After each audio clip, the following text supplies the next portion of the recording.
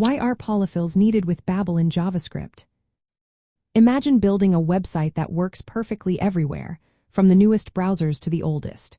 It sounds simple, but it's not always that way. When you write modern JavaScript, some browsers just don't understand it. That's where Babel comes in. Babel is a tool that takes your modern code and rewrites it into older, more compatible code. It changes new syntax like arrow functions or classes into something older browsers can run.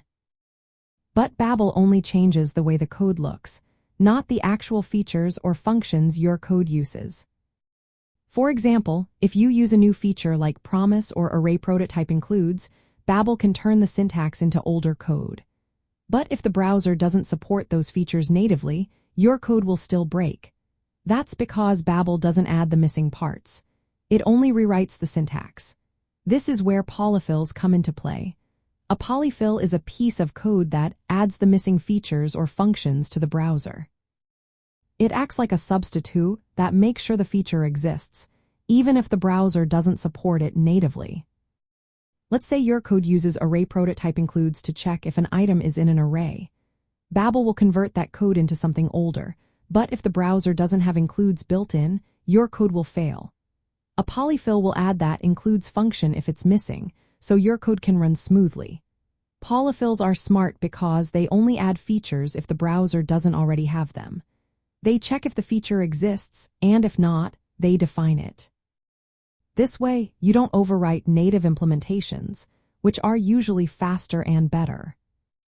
Babel can be set up to automatically include only the polyfills you need. It uses a setting called use built-ins with options like usage. This tells Babel to analyze your code and only add polyfills for features you actually use. It pulls these polyfills from a library called core.js, which is full of ready-made polyfill code. This makes your final website smaller and faster because it doesn't include unnecessary polyfills. In practice, this means you can write modern JavaScript and trust that it will work everywhere.